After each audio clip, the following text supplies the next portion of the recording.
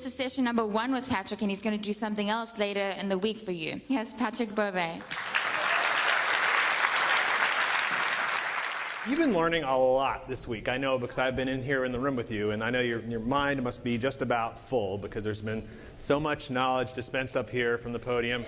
So what I'm going to do today, in part 1 of my talk with you, is to give you a bit of structure.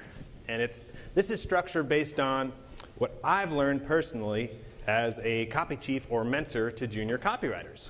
So at Stansberry Research, I've had the honor to train 2 classes of junior writers from the ground up. One of them you heard from is one of our best students and now a fantastic senior writer in his own right, Michael Ford. But we've trained a number of copywriters together, and I've learned some really surprising things over these years about what gets the knowledge to stick. How do you take what you've learned at a place like this, or what you learn from a mentor or from your own swipe file, and actually use it effectively? And that's hard. That can be really difficult because without structure, whatever you learn just seems to be floating around there, and it doesn't quite connect. So that's what I'm going to try to do for you today. I have 4 tips on how to fast track your copywriting career based on actual experience training real life junior copywriters. I'm going to do some truth telling today about my own mistakes as well, because hey, mentors have a learning curve too. And if you do this career right, if you're living right, you're really never going to be outside of a learning curve. You're going to be constantly pushing yourself to strive and learn and be the best you can be. So let's get started. Now, my first tip is going to sound a little bit contrarian. I'm a contrarian at heart if you don't know me already, but I'm not doing this just to mess with you. Forget about big ideas as a junior writer. Why on earth would I say something like that? Well, the truth is, if you had all the talent in this room, all the top senior writers and experienced copy chiefs come up here, and they were to relay the tale of their success, it would be a long trail of big ideas, no question. But just because that's how they were successful, and those were the biggest hits on which their career was based, it doesn't mean that you as a junior writer are going to come in and be able to do that. And I don't think you should have that expectation and that weight and burden on your shoulders. That's the ultimate goal. But it's not really what you're going to be shooting for when you begin. So let's start this off so we know we're all talking about the same thing. I know big idea is a word and phrase that gets thrown around quite a bit. I like to go with the classic Ogilvy definition. And this is how he approached the concept of a big idea. Did it make me gasp when I first saw it? Do I wish I thought of it myself? Is it unique and it could be used for 30 years? Now that's a pretty high standard, especially for somebody who's coming in new to the business or if you only have a few years under your belt. So I compare this quest for the big idea to the maniacal pursuit of Moby Dick by Captain Ahab. And I call it the myth of Moby Dick because when you look backwards at success, all you really see is the highlight reel, right? Nobody's going to stand up on this stage or any other stage and show you their screw-ups. Or if they do, they're going to be the rare one that stands out. We all like to talk about our hits, of course, because it makes us look better, and that is the arc of our career, truly. It's how we mark the passage of time and the passage of our ascension as copywriters. But there's a single-minded pursuit of the big idea. When we act like this guy here, Captain Ahab, and we ignore everything else, and we obsess over the big hit, and we fight the great white whale, or pursue it to the ends of the earth, we often end in failure. And just because it works for somebody who's really experienced doesn't mean it's going to work for you. So it depends on where you are in your career as to whether you're able or should pursue big ideas. I think we should always be training our mind to study them and figure out why something's working, of course. But as a new writer, it's the last place I would ever put you. And this is the danger, of course. This is if you pursue only big ideas or if you aim too high in terms of complexity when you're starting out. You could end up like Captain Ahab himself, pinned to the edge of the great white whale by your own harpoon, and smothered by the complexity that you've taken on. So the problem here facing new junior writers, and I think a lot of folks in this room would probably fall under that umbrella. But let me be sure, just for instance, how many folks here have been writing for 3 years or more professionally? All right, a decent amount. Okay, how many of you sold more than $10 million of product? All right, I know Henry. He's got many, many, many times that. So this is good. Okay, I just wanted to make sure because this is perfect for you because this is a message that's going to be important to you at this stage in your career. And by the way, don't feel bad if you couldn't raise your hand to that second question. Not many writers have made it to that level, especially outside of Agora. So, but the problem that new junior writers face, and this is again nothing personal, is that they rarely recognize big ideas. And even if they can, it's really difficult to execute them. Even if you did somehow, you could somehow grasp that this is something I should be writing about. This could be huge. If I were to leave you alone in the room or offer a decent amount of support, you'd probably struggle. And that's just because you're not quite at the point yet where you can execute a complex idea on your own. But the result of it is catastrophic, right? Not just for you, but for your mentor. Your mentor, has anybody here ever worked with a mentor who got frustrated or you felt like you were falling behind and you weren't quite sure why? This is probably why. It's when you tackle an idea that's a bit too complex for you to handle from the beginning, bad things happen. And it's not necessarily your fault. So new writers, they really don't always understand what they're reading or why it matters. You don't have context or this framework I've been speaking of to attach all this new knowledge and insight and research to. And so as a result, a lot of what you hear goes in one ear and out the other. Now, have you ever had the experience of coming to one of these events and taking notes, and then 6 months you might look back at those notes and just think, yeah, I just don't even remember. I don't even remember writing that down. Does that ever happen to you? So it happens to me, and it's more likely to happen when you're new because you have that lack of structure, right? It's not connected to anything. It's not part of a larger patchwork or picture. So it's not going to be as useful to you until you find a way to incorporate it into who you are as a copywriter. So again, not your fault. It's just it's an occupational hazard of being a new junior copywriter that everybody has to push through. So my solution actually is 2 parts to it. The first part is to have my juniors focus on 3 types of copy. What I learned is that, like I said, when they pursue these great white whales, the big ideas, the result could be catastrophic. It could sap your momentum. Your mentor is all of a sudden upset with you and distant, and you just don't seem to get anywhere. You could spend 3 or 4 months spinning your wheels on a project that doesn't go anywhere, which is the worst feeling when you're just starting out. What you want more than anything is momentum. So my prescription for momentum with junior writers is to focus on 3 simple types of stories. Single narrative stories, which are simply the story of one, if you're writing about the financial markets, the story of one stock or one type of investment. If you're in the health market, one supplement, one guru, that sort of thing. Simple narrative stories that don't have 10,000 twists and turns and don't necessarily attempt to explain all the mysteries of the world. So that's number 1. Number 2 is a track record driven piece, which is simply telling a story of why a product is successful and proving it over and over and over again. If you start out working for a new client, they're likely to provide you this sort of thing, and you could simply home in on the best performing product and tell its story. Interview the editor or the inventor behind it and tell a straightforward story. It makes all the difference in the world for you as a junior writer. And then the third type is offer-driven copy, and this is one of my favorite types of copy to work on with new writers because, again, it's a very straightforward story. I'm talking about something like a lifetime offer, going to existing customers, or a trial offer, something like just offering them a really good deal. And sometimes you can pair an offer with a track record, and it works really well. So when I work with junior writers, this is what I've learned, is that I initially made the mistake of focusing on ideas that I was excited about as a mentor, that scratched my itch, because, well, that's what I would do. But that really wasn't fair to my junior writers, because they weren't quite at that level yet. And of course I was frustrated, and of course they were delayed in executing that copy. They weren't meant to tackle that just yet. So I want to emphasize, this is not, I'm not saying to avoid big ideas, never write about them. In fact, there's one way I think you should write about them, which I'll tell you about now. So Ogilvy's advice, though, is to compete with the immortals. And I'm nobody to go up against the master himself, David Ogilvy, but I think that's great advice for experienced writers. I think that's a great way to motivate an experienced team and get them to aim higher. But when you're starting, it's not good advice at all. Compete with the immortals? Really? How? No, instead you should try to stand on the shoulders of the immortals. Stand on the shoulders of your mentors, of the giants around you and who inspire you from years in the past. And one of my greatest experiences at Stansbury personally when I was a junior coming up was that Mike Palmer gave the entire team the ability to write a new lead for one of his End of America promos. One day he just showed up in the office and said, okay, who wants to do this? We need 10 or 12 pages. We want to test different versions. We were shooting it with Ron Paul, one of my personal heroes, and we need it in 2 weeks, which was a quick turnaround for me at the time.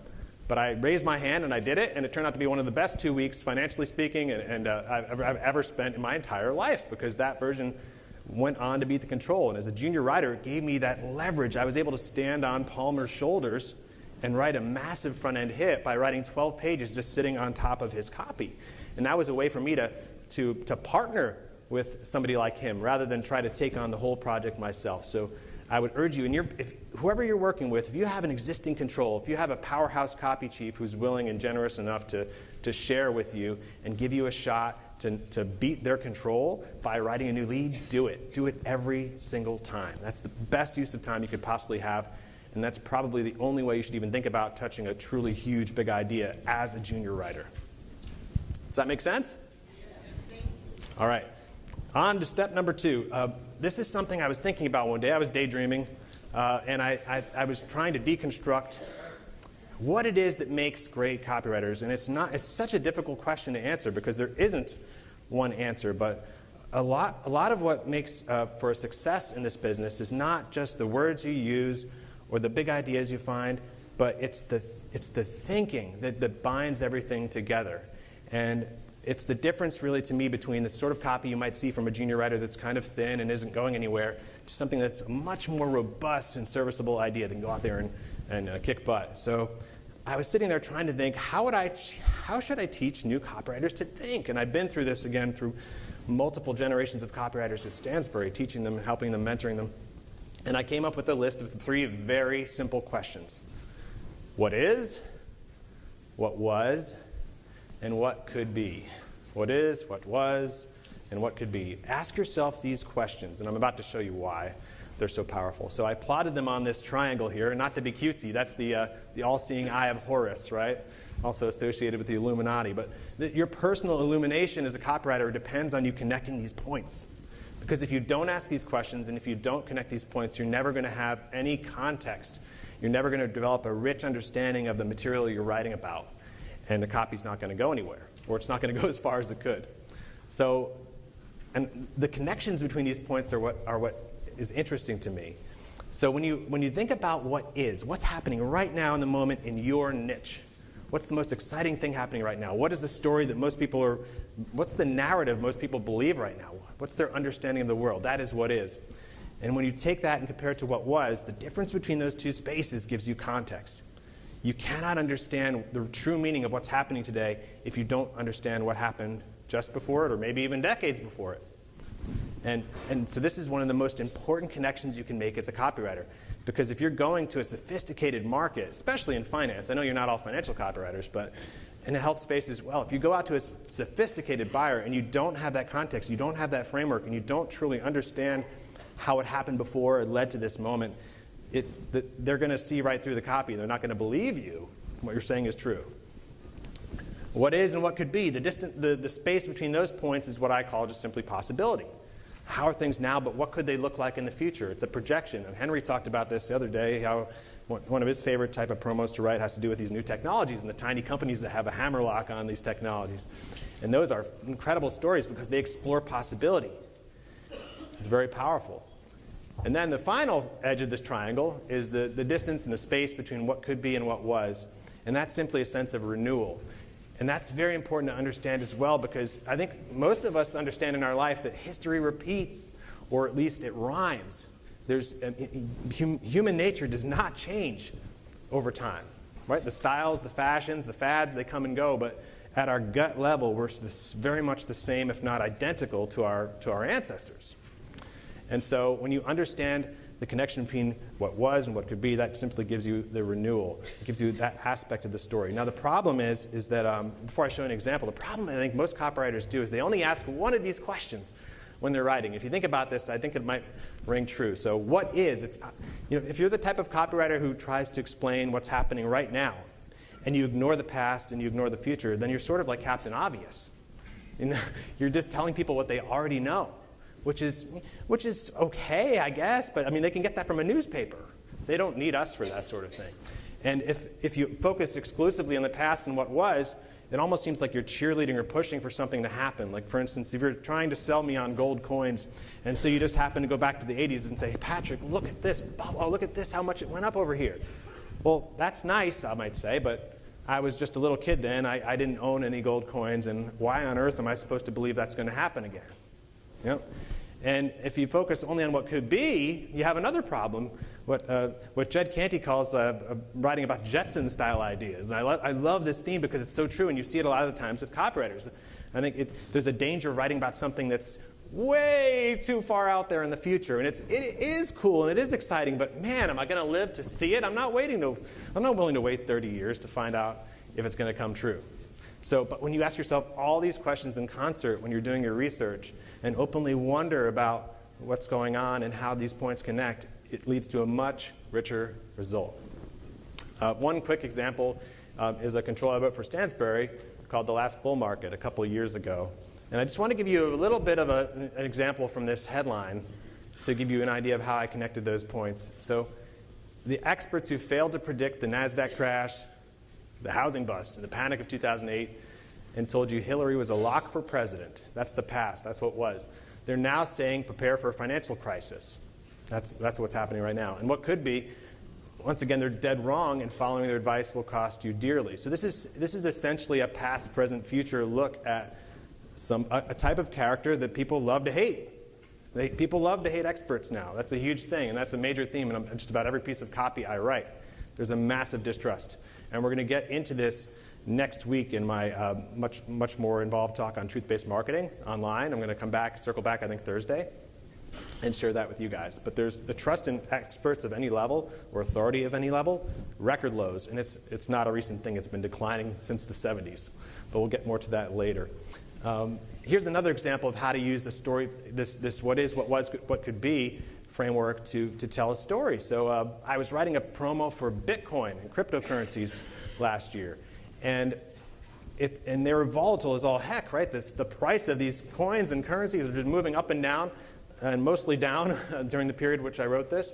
So I wanted to find a parallel from the past of what was that could help give some structure and perspective and context to the investor in the moment right now, to make them feel safe, to make them feel a little bit greedy, and see what I was trying to say was true. So I reached back and I found this example of Amazon, and I pulled out this chart to show how volatile Amazon was when it launched and it first went public in the late 90s. And it soared 7,000%. But then, just like many cryptos were doing over this time period recently, they lost 95% of its value. So I didn't just try to say that cryptos are going to go up because they're going to go up. I needed to find some kind of example. So in the moment, they're extremely volatile. They're seen as risky, even dangerous.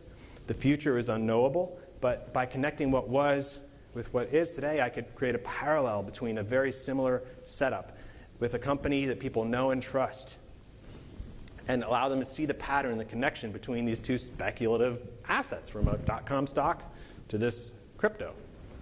And so that's an example. That's just simply an example of how I like to think when I'm structuring a piece of copy and asking myself these questions. All right, on to the next one. So another thing I learned from training this group of junior writers at Stansberry was the traditional structure wasn't helping me too much. And what I call the traditional way most people learn copy is a type of passive copywriting.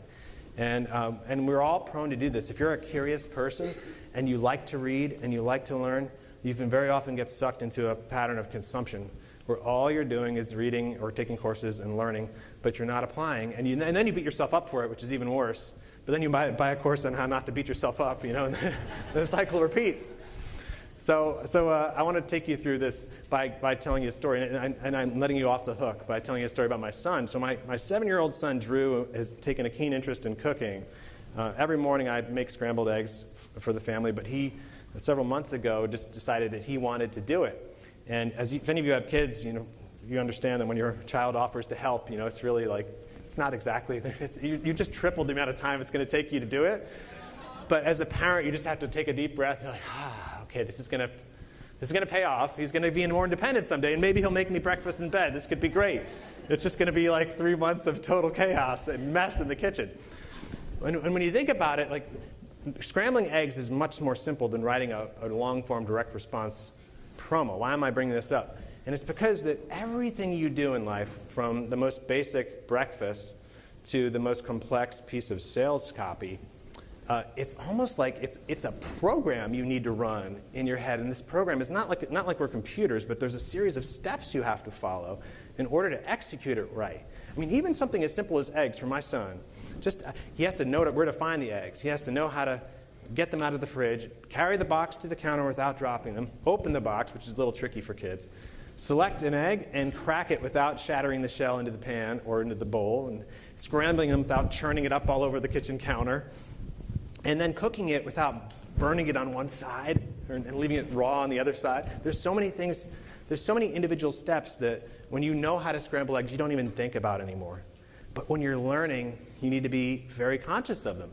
And the problem is most of the folks who will teach you how to write copy, or most of the books you read, it's very difficult for an expert to go back and have that beginner's mindset and tell you what they would have done if they were a beginner. They can tell you what they're doing now, which is great, but they don't go back and give you the beginner's mindset, which is absolutely critical for you when you're learning something new.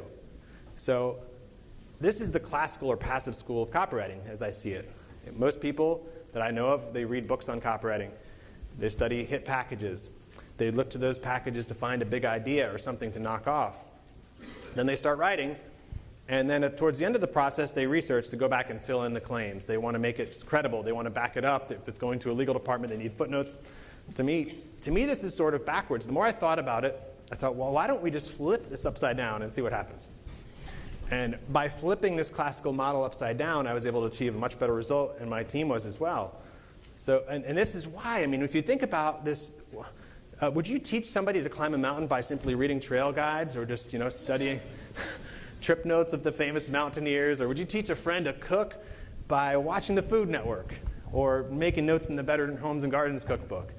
Or teach them how to paint by turning them loose in the Louvre and admiring the Mona Lisa? I mean, it just sounds like a lot of fun, but that's not really going to make you any better as a painter, as a cook, as a mountain climber. I think it makes more sense to teach somebody to climb a mountain by getting them to climb a small hill, and then maybe a small mountain, and then a larger mountain.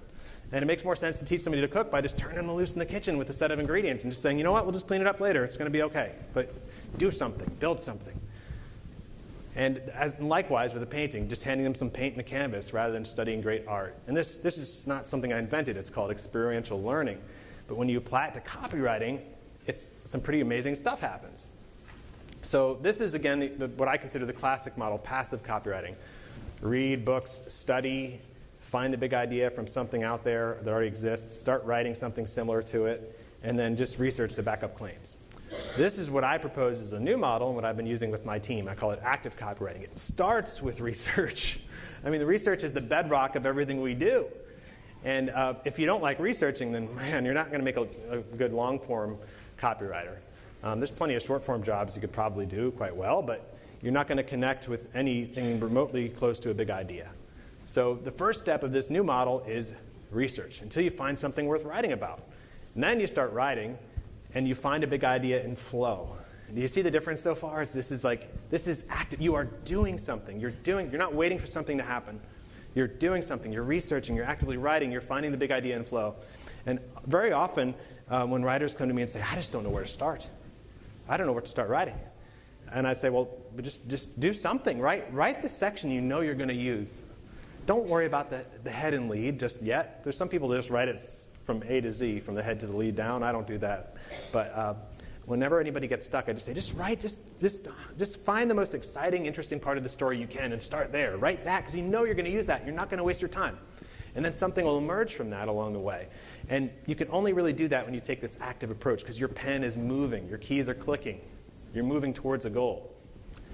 So the next step here is to study. So now, of course, looking at old hit packages or what's working right now has extreme value. It's great, but not in terms of just knocking them off because we don't want to be knockoff artists. If you want to be there's plenty of copywriters who do probably act as knockoff artists, but they're not going to really go anywhere, and they don't have much job security because their ability to succeed only depends on monkey see, monkey do, copying other people. I don't want to be that type of person or copywriter. But you do want to lean on all these hit packages for structure, and that's something that doesn't get talked about so much, but I would love to see, as a teacher too, I would love to build a swipe file that's all about just simply structure. It may have nothing to do with the ideas or what was being sold, but what is the structure of this promo? Why is this here? And what am I missing in this promo that I'm working on? Is there a major proof element that's missing? Is there something wrong with the offer setup and close? You can learn a lot by leaning on some of these great packages for structure. And so if you have a swipe file, I'd encourage you when you go home to think of it that way. When you're working on your next big project, one of the best things you could do is ask yourself, what does this remind me of? What in the past, what great control does this remind me of? What is it similar to? And how can I lean on that structure to boost my success? And then the last one I have here is reading, because you're going to be continually reading about copywriting and consuming courses and books, and there's nothing wrong with that. I do that myself. But I tell you what, you're going to get a lot more value out of that after you've already taken action, because then you'll have a much deeper sense of context and framework to attach all that knowledge to. All of the stories you read will come alive, because they will reflect something that actually happened to you, and they'll be much more meaningful and useful to you as a result.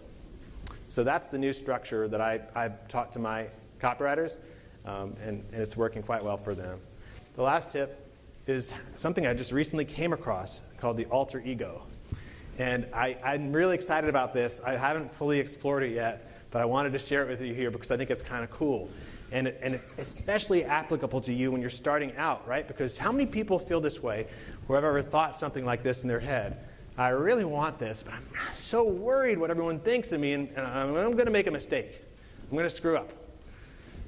Copywriting is such a weird job in that we struggle and we build things mostly alone, and then it's shoved out into the sunlight, and it seems like the whole world sees it, and it lives or it dies, and it's a public spectacle, right? And so the stakes are high. Does anybody here ever feel nervous about putting a piece of copy out there?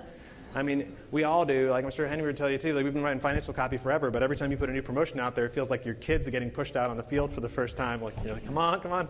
You know, that never goes away. Those jitters never go away. But this sort of feeling, if you let it go too far, if you get too inside your head, it can hold you back. And you can think things to yourself like, well, I'm not like them. What if you're not the prospect? Of course, it's great if you are, but what if you're not? Like, well, I'm not like them. I don't know if I could sell to them, or I don't know. I'm not an expert.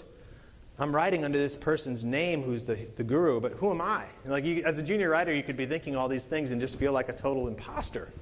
And if you let that get to your head, it'll slow you down and cause a lot of trouble. So I recently read this book. It was fantastic. I recommend you guys pick it up. It's called The Alter Ego Effect by Todd Herman. And basically what this book is about is, in its core, is that applying an alter ego to yourself. Anytime you're dealing with something that's a new challenging situation, something unfamiliar, you're out of your comfort zone, you don't feel like you belong, you're not sure what to do. This is a new role you just step into temporarily to help you get through it. And it's not a new idea. It's interesting. So Herman traced it back to the first century BC Roman statesman Cicero, who called this the second self, or the other I, which is really interesting to me on a deep level, because as a writer, if you think about all the great writers, and not just copywriters through history, if they limited their writing and their range of emotions and experiences to whatever just they had personally experienced, I think it would be a pretty shallow bookshelf at the library. There's so much more to you than you'd think there is. There's so much more that we tend to undervalue our own experiences to the point where we just diminish them and hold somebody else up on a pedestal. And we really shouldn't do that, because everything you experience, not just here at boot camp, but everything in your life you experience is potentially relatable back to your copy. It's a story. It's a metaphor. It's an example. It's a prompt. So there's a lot going on here within you that you're not focusing on. So you shouldn't sell yourself short and pretend that just because you're not an expert, you can't do this. You can. So I want to give you a couple examples because I thought these were cool. So Herman talked about a kid he trained, a Little League baseball player. And this kid had a complex. He was on the short side, and the players tend to be big, beefy guys, and they're on top of that, they're standing on top of the pitcher's mound, elevated, looking down. And he just got in his head, and he couldn't hit the ball. He couldn't figure out a way to succeed on the baseball field. So Todd, as his coach, went to him, and instead of giving him points on hitting and how to hold the bat or base running, he told him to go and study Paul Bunyan. He said, go and look up Paul Bunyan and then come back to me the next day. And the kid says to him, that's it? Yeah, that's it, we're done. Just go and study Paul Bunyan. So the kid goes and he reads up on Paul Bunyan, he hops on YouTube, he watches movies about him, he comes back and he's so excited the next day. Here's Paul Bunyan, of course, the famous giant, mythical giant lumberjack with his blue ox babe, tallest, strongest guy in the world. And so he basically comes back and he says to the kid, now I want you to be Paul Bunyan when you step out there on that baseball field. You are Paul Bunyan. Put yourself in that role. And lo and behold, the kid starts just knocking it out of the park. And this book, you'll see, you might think I'm cherry picking the story, but this book is just filled with so many stories of just not just kids, but professional musicians, athletes, business people who were able to use this technique to put themselves in a different mindset and succeed. And it's a great way to, if you're at all feeling insecure about starting as a copywriter, if you're at all worried about being judged, if you're worried about stacking up against the greats, this is something you can do to sort of trick yourself or minimize those negative qualities and negative emotions and push forward. So one of my favorite stories from the book came from, there's a little section on Bo Jackson, who was one of my favorite sports stars back when I was a kid. Bo was the only two-sport all-star, I think, ever. He was a pro football player, all-star, and he was an all-star in baseball as well. And he would just play both seasons. He was a total machine. But Bo had a problem. When he got on the field, he would get emotional, and he would react in ways that were destructive, and as a result, he would get called all kinds of penalties, and he would get himself into trouble. So he was smart enough to realize, though, that he needed to fix this, and the way he chose to fix it was by adopting an alter ego. And believe it or not, he chose Jason from Friday the 13th. Because he wanted to be somebody who was cold and emotionless, just like in the moment on the field. And that's how he did it. And that's how. And as a result, he said to a reporter, he said, Bo Jackson never played a down of football in his entire life. Think about that. Have an all-star like that stepping onto the field and saying, I never played it. He was somebody else out there. So you can do that. There's multiple different versions of you that if you could tap into, you could pull up and call forth to help you get through anything. And I want to tell you a quick story about, first, so basically to recap, the alter ego just gives you the freedom to unlock this creative force, Herman says, and change whose gut you're checking. Change whose gut you're checking. Change whose gut you're checking. That's really interesting, because if this is true, it means that your whole world of possibilities just opened up. You have your own council of experts. You have your own reservoir of strength within you that you can call on to achieve anything as a copywriter. You're not limited by your present circumstances. It doesn't matter if somebody says you're not good enough or you feel less than, because if you can call on this inner strength. And now it all comes down to choosing the right alter ego, which is interesting. I don't have time to go into that now, but people have chosen animals. They've chosen athletes. They've chosen movie stars. They've chosen just fictitious characters. There's guys who've chosen certain folks who have trouble negotiating or standing up for themselves in meetings. They've set a prompt, so then they walk into that conference room, they become a different person. They step on the field, they become a different person. And I think it's fascinating. We don't have time to go fully into it, but totally check it out. It's pretty cool. So I did this for myself, and as I was reading this book, I was thinking, this doesn't, oh my God, I was doing something similar as a junior copywriter. So I had this, and I've never admitted this before in public, and it's a little stupid and embarrassing, but when I was just getting started, when I had that polo shirt tucked in like a fashion moron, I was at the time a junior copywriter, and I was getting dispatched to all these far-flung areas of the world, really exotic locales from Panama and Bermuda to Los Cabos, and I was going into these events to be the conference reporter. And my job would be to go into that space, mingle with these experts, and somehow extract all the best information I could out of these people and write them up every night in my hotel room. I'd sit in a conference room just like this, and then I'd go back to my hotel room by myself and with room service and just write all night and get the copy out for the next day that was going out in the e-letter. And the whole point was to sell audio, sell folks who weren't there on the event. But I was new, and I was certainly not a financial expert. I was surrounded by, I was 20, 30, 40 years younger than anybody else at the event. I felt like an outsider. I felt a bit insecure about the whole thing. Like, how am I supposed to do this? And I tricked myself sort of into success by, I pretended when I'd hop on the plane, I'd say, like, I'd call myself the asset, like I was some kind of a spy who was sent in undercover to just mingle with this group and try not to cause any trouble, but to just kind of pull out all the most juicy information I possibly could and pass them covertly on to my audience. And I wouldn't delude myself into thinking I was Dick Tracy or anything, but it was a useful prompt to get me to fulfill that role and get me to forget about that BS garbage in my head that was telling me I wasn't good enough or I wasn't ready for this. I just did it. So, and you can do it too. It's just about, choosing the right alter ego for the right situation and pushing through all the way to the end. So to recap, resist the urge to chase only big ideas. If you're lucky enough to partner with a copy chief who will let you go in halvesies on one of theirs, wonderful, do it every time. Ask yourself those 3 questions: what is, what was, and what could be, and explore the connections between them. As a result, you'll write much more rich copy. I would also encourage you to shift from a more passive style to an active style of writing. Remember, when you get writing first, and you get researching right off the bat and writing, you'll encounter so many other great ideas than you would if you were just passively reading other materials. And finally, find a way, just for fun, just read this book and tap into your alter ego. If you at all feel out of place or insecure about your start as a copywriter, if you feel like you don't belong, don't let those feelings stop you from pursuing a dream. Find a way to find inner strength and tap into your alter ego and knock it out of the park. If you have any other questions we don't get to today, I'm always happy to answer them online. You're welcome to go to fearlesscopy.com. That's my free Facebook group. And it's very welcome and open sort of a group. Anybody's welcome in there. And I truly enjoy interacting with copywriters, so don't feel like you're burdening me anyway. I won't be able to mentor you on any projects, but I'm happy to answer questions, offer perspective, that sort of thing. And so just hit me up there. If you have any questions, I'd be happy to help. Yeah, I had a question about identifying hit packages. So if you're inside of a group, obviously you're going to know, what does really well. But if you were, just sort of randomly looking out there, do you just kind of go with your gut? Look like it's a hit package, or how would you find those to study them and lean on them? That's a good question. I think that's why Agora copywriters have a huge advantage, because we share resources and data across much of Agora. And there's a report that goes out every day within our system.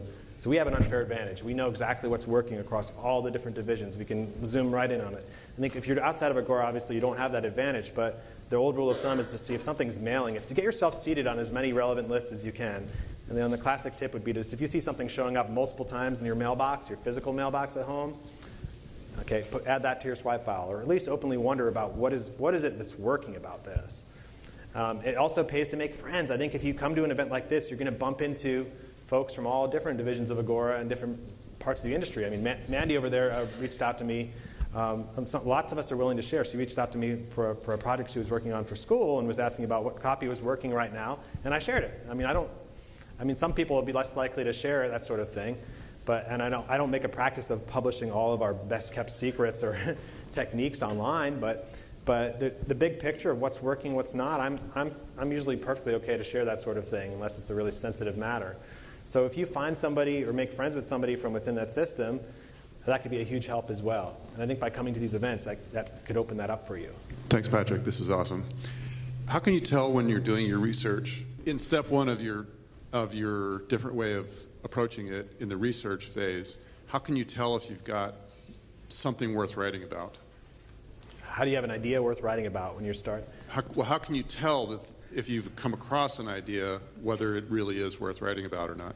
I think it's what I like to do is I start off by writing about. You have to pay attention to what's really big right now, and I think one of the basic principles for copywriting that I use is, if you look at any successful promotion, at its heart, it's basically about telling the reader what they want to hear in a way they've never heard before. Right? Tell the reader what they want to hear in a way they never heard before. Now, what's the break and check on that? Of course, I can't tell them something that's not true. Right? I'm not going to promise something that's not possible. But if you look at the evolution of just about every hit over the years, I mean, it could be as simple. Of course, there's this base desire and emotion to want to get rich or want to make up for lost time. Yeah, but there's also much bigger, larger beliefs. And if you study the development of the End of America theme within Stansbury, for instance, you'd notice that it's shifted over the years. It's shifted from a story about the currency collapsing to now a story about a huge debt forgiveness program from the government, like a big jubilee that's going to cause all kinds of havoc. So one of the smartest things you could do is latch on to something that's already proven and working. A big mistake copywriters make is thinking they have to reinvent the wheel and come up with a totally original idea. And that's good for your ego and maybe good for your bank account if you can pull it off, but it's also really hard to do. It's much easier and faster to latch on to some big idea or concept that's already working and just reimagine it a new way. Or you consider yourself, I'm going to tell the next version of this story. I'm not going to knock this off, but I'm going to tell the next version of this story. I think this story is real and meaningful, and a lot of people are interested in it. But here's the part of the story that nobody's telling. And that's what you want to focus on. That's what you want to start circling around. And that's where the magic really happens. It's rather than trying to come up with something completely new and you're not even sure if it's going to work. Because if you study, there are certain core themes that just keep circulating over and over and over again. It's really not. And maybe that's hard to see now for a lot of folks in the room, but I think the more you stick around and study copywriting, you'll notice there are these, they're not an infinite number of subjects that are getting written about. It's really just a few core subjects getting told in different ways. Hi, Patrick. That was a great presentation. Thank you. Thanks. And one question, and this might be too much, it might be too big of one to answer, but how do you tell your junior copywriters to structure their research? Is there anything in one or two big tips about that? Well, that's a good question. How do you structure your research? If it were just completely up to me, I don't like to force anybody to do anything. I'm a libertarian at heart, but what I like them to do is organize the research. If I were to teach them the way I do it, I'll just say read as much as you can on this subject. But the important thing to do first is just select the right material. I think a lot of writers, I'm backing up a little bit. This is like a pre-answer, and then I'll give you the real.